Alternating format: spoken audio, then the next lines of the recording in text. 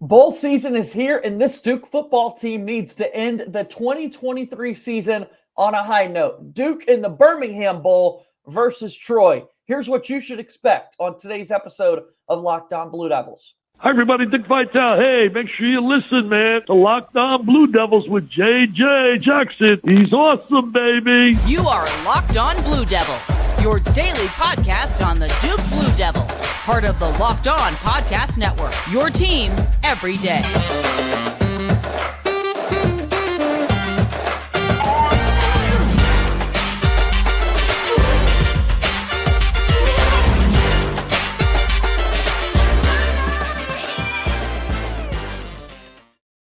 Hello, everybody, and welcome into another episode of the Locked On Blue Devils podcast. My name is JJ Jackson. Thank you for being with us here today as we discuss everything going on in the life of Duke athletics. Locked On Blue Devils is your one-stop shop for all of those conversations. If you have not done so already, please be sure to follow and subscribe to Locked On Blue Devils for free wherever it is that you get your podcasts. Also, leave us a 5-star rating and written review. Your support on the podcast platform means so much to us. You can watch the show also each and every day on YouTube. Go to our YouTube channel titled Locked On Blue Devils. Hit that subscribe button. Share these videos with your friends. Leave us a like. Do all those things that make this channel continue to grow. And again, that support just means so much to us.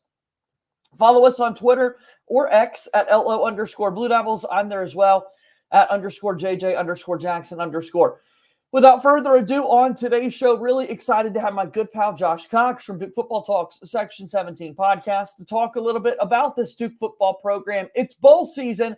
Duke's trying to win a bowl game for the second consecutive season as they will take on the Troy Trojans in the Birmingham Bowl. And Josh Cox is here with us now. It's been a little while since we've seen this Duke football team take the field. Now here we are. We're counting down the hours at this point before we see them back on the gridiron. Yeah, I mean, Duke gets one of these early bowl games, right? So they get it before Christmas. Probably not the bowl game that everyone was wishing for about halfway through the season. But at the end of the day, you're still bowling. Guys are enjoying it. You've seen this week on social media. You guys are down here enjoying some time together. And then, the good thing about it is they get this game over with and they get to be home for Christmas this year, which is pretty cool. But, looking forward to this matchup at Birmingham. Troy is we probably don't know a ton about Troy. They're not, that the team that you really focus on if they're not your team. But evidently a pretty strong team, and both of these teams obviously with interim coaches heading into this matchup. Yeah, Troy, an outstanding season out of the Sun Belt Conference, and we'll get a little bit more into the matchup in particular, but just a roller coaster whirlwind of a week for Duke football. You're already there in Birmingham with the on-site practices there where they will play the game, and then in addition to that, signing day comes and goes on Wednesday to get the next line of great Duke football players signed on that dotted line to move forward. Duke new football head coach Manny Diaz is seen at Madison Square Garden earlier in the week supporting the Duke men's basketball team. And then, we've got this big game coming up this weekend. On Saturday, we'll see Duke take on Troy in the Birmingham Bowl. So with the final steps of kind of assembling this coaching staff, there is no shortage of activity and just things going on, moving parts right now with this Duke football program. Yeah, for sure. I mean, you mentioned Coach Diaz being in New York City. That was obviously strategic on his part. There were a lot of high-level potential donors and people up there as well that he was, meeting with and just trying to get this football program where it needs to be in all aspects. And so that was very strategic, and he got to catch a pretty exciting game, which I'm sure we're going to talk about here at the end of the show. But a pretty exciting game there. But, there's a lot of moving parts. Obviously, National Signing Day happened this past Wednesday. With Duke only losing, really two players on signing day that flipped. And both of those players were expected to flip, Mason Wade and Paul Minky Jr. And honestly, I can tell you for sure, with the Wade situation, Wade was 150% all in under the old coaching staff. And so this was just one of those things where that's just what happens, right? When you get a new coach in, sometimes – those players just decide to go elsewhere. He ended up at Clemson, which is fine. But the rest of those guys stayed. I know Landon Callahan was getting quite a bit of pull from other places, but he stuck it out and stayed. Be interesting to see Chase Tyler as well, big wide receiver that Duke's kind of been, missing that big wide receiver. And Just a lot of guys. Kobe Brown, I think Kobe Smith is his name, defensive end. Kobe something is either Brown or Smith. Another guy that looks like he could maybe come in and help right away. So yeah, I mean, it's been a busy time. And like you said, with all of this, the team actually shows up in Birmingham, begins practicing, does all the things that the bowl game has for them. So there's just absolutely a ton going on around the program right now. So as we talk about the signing class that Duke was able to put together, and again, it's Manny Diaz trying to introduce himself to these main players. It's a lot of praise and love for Trooper Taylor, what he's been doing as the interim head coach for the Duke team. He did it once already in the transition from Cutcliffe to Elko, but maintaining those relationships to get these players to sign on the dotted line. Because yes, there are the players that you just mentioned that are signing day flips. There's, Tyler Cherry decommitting the quarterback that the Duke staff was really high on, and he ultimately ends up at Indiana. But there were also still some players who said, you know what? I'm ready to see what Manny Diaz is all about. I'm still ready to be a Blue Devil and play for this program. Yeah, for sure. And that's what you see when you have, two defensive-minded coaches. I think that does help. It's not like you're bringing in a radically different philosophy as far as that's concerned. So you're not going from a defensive-minded guy to like a shootout offense, head coach. So that did help. But yeah, it was good to see. A lot of these guys they really, I know it's kind of cliche among Duke fans, but a lot of these kids really do. They want the package deal. They do want the academic side, and they are thinking about life after football. And so I think, whenever you have kids that think that far in advance and parents and families who push them that direction, Duke's going to always be a draw as long as they keep football competitive. They're going to always be a draw for a certain type of kid, a certain type of student athlete. And so I think that's what you're seeing here is that, even through the coaching change, these people were attracted to Duke. And as Coach Elko said for 2 years, the brand, right? The national brand that Duke is. And so that's what ended up happening, with 18 out of these 22 ended up fulfilling their commitment. So that was a big deal. With a new head coach also means new assistant coaches, coordinators in place. There's a big opportunity for change if the head coach decides to go that route. It appears as though Manny Diaz has a couple of new faces set to team up with him in Durham. Let's talk a little bit about those names after we take our first time out here on today's episode of Locked on Blue Devils. Locked on Blue Devils here today is brought to you by our friends over at LinkedIn. LinkedIn, of course, one of our absolute favorites. When you're hiring for your small business, you want to have as many top-tier candidates as possible to interview. That's why you have to check out LinkedIn Jobs. LinkedIn Jobs has the tools to help find the right professionals for your team faster and for free. LinkedIn isn't just another job board. LinkedIn has a vast network of more than 1 billion professionals, which makes it the best place to hire. Hiring is easy when you have that many quality candidates. So easy, in fact, that 86% of small businesses get a qualified candidate within 24 hours. That's super fast. Post your job for free at linkedin.com/lockedoncollege. That's linkedin.com/lockedoncollege to post your job for free. Terms and conditions apply. Moving forward here on today's episode of Locked On Blue Devils, JJ Jackson alongside my pal Josh Cox from Duke Football Talks Section 17 podcast. As we bring Josh Cox back into the fold here, I'd love for you to go ahead and tell us a little bit about the Section 17 podcast, if you will, and what all you guys do. Yeah, for sure, JJ. So we cover Duke football from a unique perspective. We like to keep the fans at the center of kind of what we do. Try to give an inside look at what's going on in the program. So we release podcasts during the season on a weekly basis, and then we'll stay fairly active in the off season. But yeah, you can find us at DukeFootballTalk.com, Duke FB Talk on X and Instagram and TikTok, and then you can search. We have a group on Facebook as well. So we try to keep it lighthearted and have a little bit of fun while also providing actual legitimate content. So tell us about this Todd Polino shirt that I saw the other day. Yeah, so the merch is something that we've talked about before. Yeah, so I got this from Todd's family. So Todd's like one of my favorites on the team. And in the Clemson game, Duke ended up winning that game 28-7. I believe that was the score. Yeah. But if you do the numbers, Polino hit 2 field goals and he hit 2 extra points in the game. And so Todd scored 8 points himself. And then Clemson only had 7. So my shirt says Polino 8, Clemson 7 with the date of the game. And so I'm actually talking to his family at the bowl game. We're going to see about trying to make that available for fans. Had several people asking for it. So that's so cool. All right, well, let's talk about this coaching staff for Duke football. Manny Diaz is the new head coach. People curious who's going to get to stay on staff here, or is it an entire new staff that's coming into the fold? We've known for a week and a half or so that Manny Diaz is the new guy. What does this new coaching staff kind of look like right now, Josh? Yeah, I mean, the big thing that hit, according to Pete Thamel, was Jonathan Brewer, who was the quarterback's coach and co-offensive coordinator at SMU this past season. I mean, SMU had an incredible offense, I think 6th overall in the country. And Brewer had worked with Diaz as, I believe, an offensive analyst or something like that while he was at Miami before he left for Penn State. And so that is dipping back into Diaz's past, which, obviously – Duke keeping David Feely around is also a dip back into Manny Diaz's past.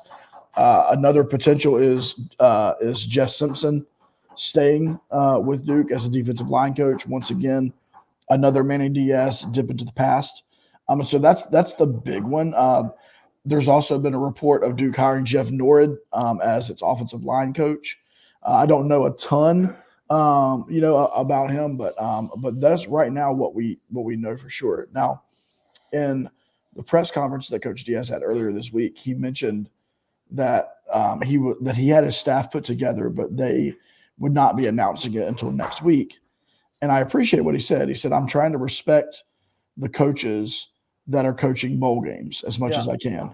And that included Duke coaches. I believe there's a chance that some of these coaches that are on the staff wind up staying. I don't know for sure. I have no insider information. I don't know what Trooper's going to do. Everybody tends to know what Trooper's going to do. It's funny because when you actually ask Trooper about it, Trooper's like, "I don't even know what I'm doing yet." Like everybody says that, but everybody seems to know what everybody's going to do. But we don't, and so we'll see.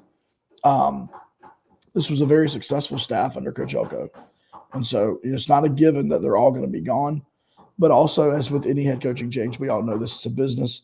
These guys bring in their own guys, and so there's a chance that that all of the coaching staff will be gone, other than Feely and Simpson. So we'll see, but it should take place. Duke fans things should begin leaking, or there should be some announcements start being made as early as next week. Can't wait to follow along. All right, before we transition to basketball, do you want to touch on the success of John Shire's program over the past week? Let's talk a little bit about the game. Birmingham Bowl, Saturday, December 23rd. We're all tuned in, excited to watch this one play out as Duke gets set to take on Troy. As you said, sometimes these matchups are so hard to predict what could take place. Even a year ago, you talk about the game against UCF in the bowl game. Gus Malzahn, known for just offensive excellence wherever he has been throughout his coaching career, and it was the Duke team that really took it to UCF in the bowl game and had a strong performance. So it's a Troy team that scored a lot of points themselves, played good defense, but their coach is headed out the door to be the new head football coach at Tulane. I guess a bigger question for everybody is just who's suiting up for these teams, who hasn't entered the transfer portal, who hasn't opted out of this game. So when you kind of look at this matchup, what are you thinking, Josh? Well, first of all, there's been no official word from Duke on who is playing and who is not playing. And from the last thing we heard from the coaching staff is that no one had officially told anyone on the coaching staff that they were not playing in this game. Let me give you, for instance, Aeneas Peebles. Aeneas Peebles has already announced that he's going to Virginia Tech, and he will be playing at Virginia Tech next season. Aeneas Peebles last night was at the Duke football player event with his Duke gear on with his teammates.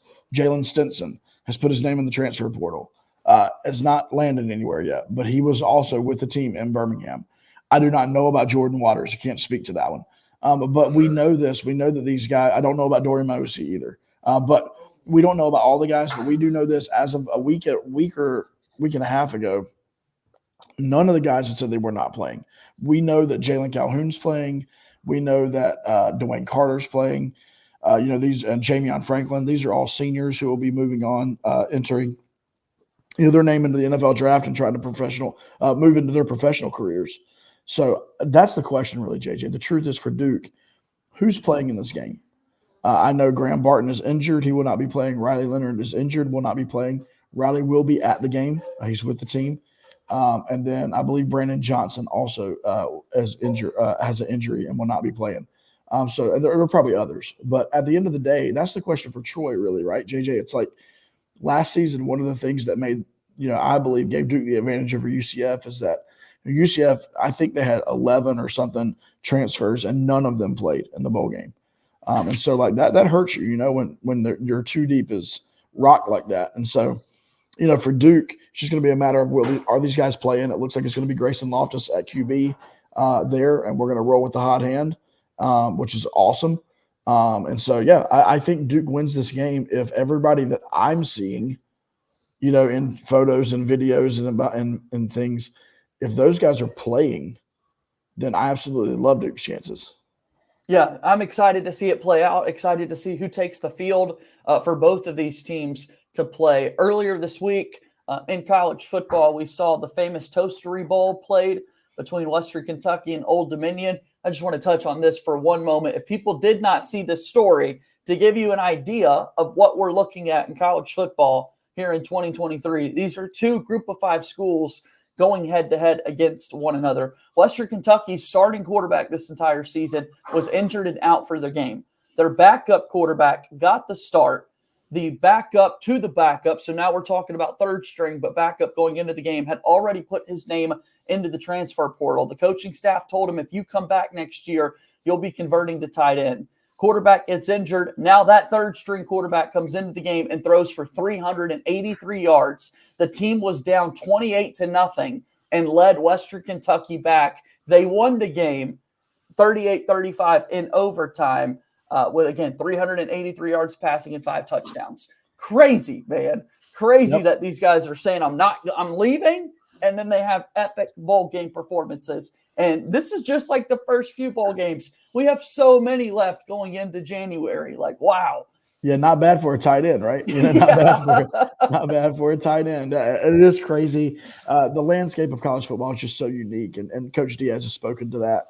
But just what December used to look like 3 years ago in football and what it looks like now, it's just radically different. You got coaches moving on, players moving on.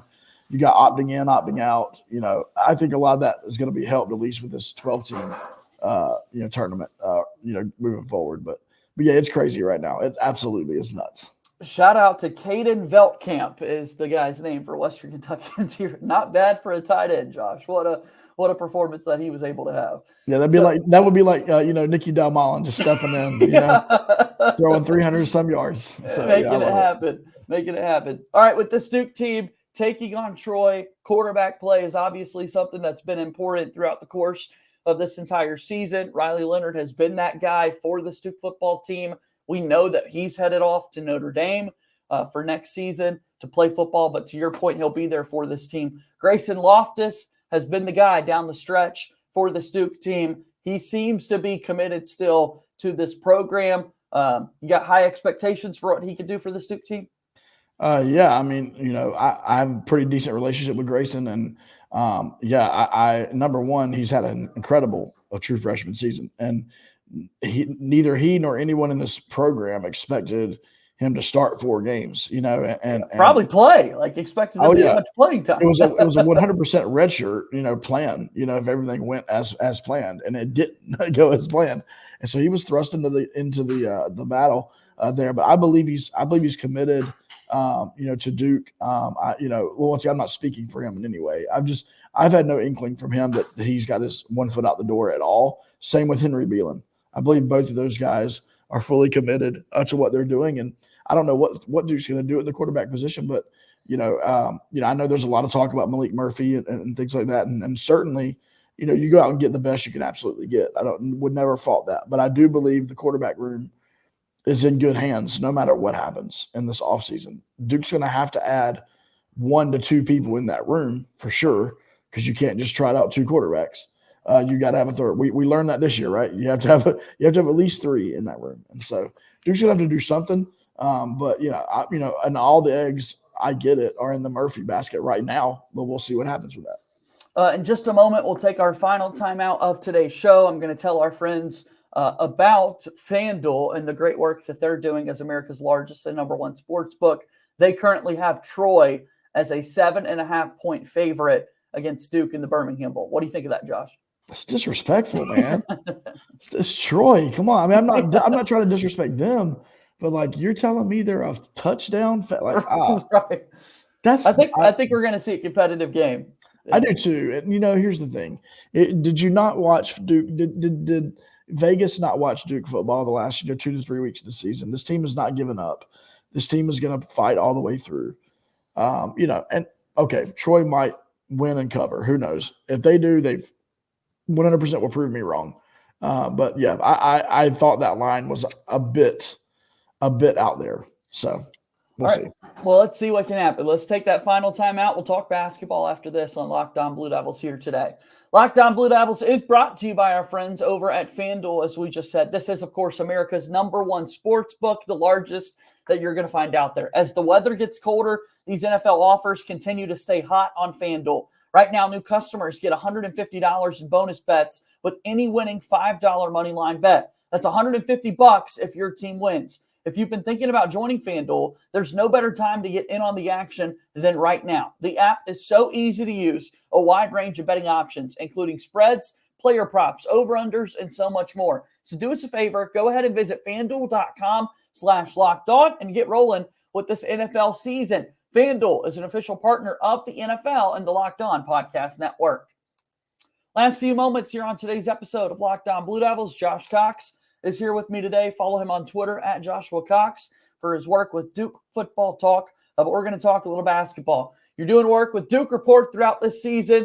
We're working on the jump shot all season long. And I tell you what, Jared McCain's jump shot is right where we want it to be, man. That's what I was working on, my Jared McCain jumper. It is a thing of beauty. Yeah, I mean, that guy, my favorite, I think my favorite is in transition when he catches and shoots in rhythm and he keeps the ball up.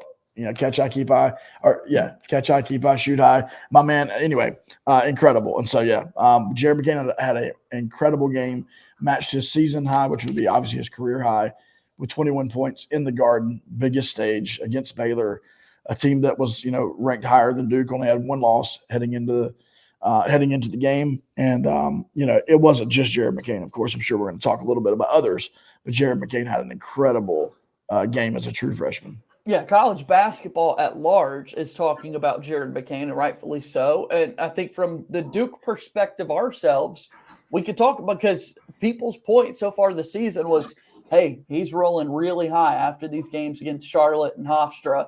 But, let's bring up the Michigan State game where he's scoreless and doesn't do so much. Played okay against Arizona, but that was like 8 points. And was out there for a long part, contributing on the defensive end of the floor. He wasted no time. He got 9 points in the game's first 7 minutes. And as you said, your point finished with 21. I mean, that stage, it didn't seem too bright at all for Jared McCain, who is an easy player just to root for when you see the joy that he's playing with out there on the floor. And you hear him kind of talking about the excitement of getting to play in Madison Square Garden, the bright lights where NBA players play, where he's talking about that's his ultimate goal one day. I mean, so easy to root for the guy. Yeah, he's got such a great spirit about him. I mean, he's a great kid. He's always got a smile on his face. I'm able to do some basketball media, and every time I want to make sure I speak to Jared because I know whatever he gives me is going to be, it's like he's going to have his eyebrows are going to be high and he's going to be talking. He's going to have a smile on his face no matter what. And he's a great kid. And, his backcourt running mate that's also a true freshman, Caleb Foster, had some really, really important plays down the stretch last night as well. And so those two guys, both played in California for their senior seasons in the kind of the same area. Both came into Duke. Honestly, knowing Jeremy Roach, is back, and knowing Jalen Blakes is here, and knowing Tyrese Proctor is here. And those guys have really come in and in the spirit of being kind of team first, but they're legit. I mean, those guys are legit. They can take the ball to the basket. They can absorb contact. They shoot the ball well. They shoot free throws well. They defend well. You couldn't ask for a better tandem of freshman guards.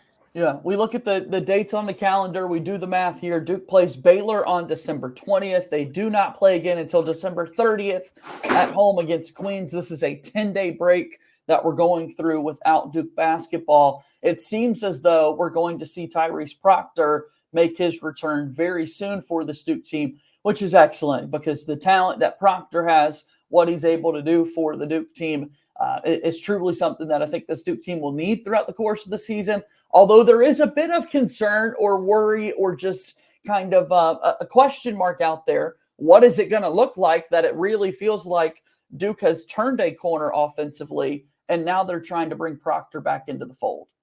Yeah, I mean, sorry, that's something like literally like flying to my eye right there.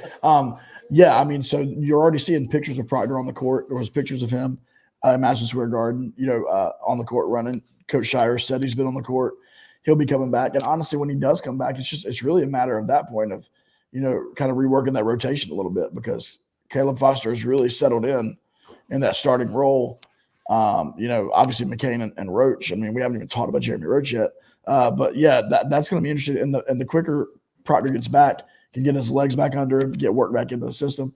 Listen, that backcourt it's ridiculous. It is actually ridiculous how deep and how good when everyone's healthy this backcourt can be because Proctor, when he's on, and I say that he's pretty consistent, but I mean, he makes plays sometimes. If you really take a step back and look at that play again, it's like this was an absolute pro play. That was an NBA move. Like I don't think anybody else on this roster could do some of the things Proctor could do.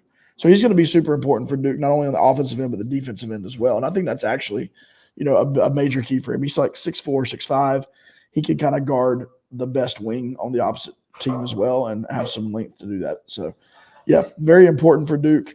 Just a really good problem to have, though, when a guy like Proctor can go down. And honestly, you have so much depth that you just keep rolling. And not that you don't miss him, but you have plenty of people to fill those minutes. And able to keep it moving. That's exactly what we saw from the Duke team. Going into the Baylor game over the last 5, Jeremy Roach had been averaging 19 points a game on 61% shooting. Crazy numbers there. And he's able to follow it up with another 18-point performance against Baylor. I mean, it's unreal what we're seeing from the senior. I have no words for Jeremy Roach. I think you and I had this conversation in the summertime in one of the off-season pods about like, okay, Jeremy's coming back. He's going to have to, be willing to maybe take a back seat, right? Yeah. He's going to maybe have to, do this or that. And number one, he hasn't had to take a back seat. He has played the best basketball of his entire career. And so, shout out to Jeremy. He's a leader as a senior, and, every team can use a senior leader for sure. And that's what Jeremy is. That's what we saw out of Jeremy Roach for sure. And then finally, Kyle Filipowski, important to highlight what he's been able to do for the Duke team. People are curious what kind of an impact he's going to be able to make night in, night out. What did you see earlier this week for Flip against Baylor? Because obviously Duke needed or is going to need Flip to be one of the best players in the entire country. Yeah, I think you're seeing unselfish Flip, quite a bit. He had a couple of really, really, really high-level passes in this game. You're seeing him, on the offensive end. He can get his shot. It's a matter of will the 3-ball drop, things like that. But he can get his shot. He's doing well driving the basketball, I feel. The defensive end is still the question mark, and it's Duke trying to figure out,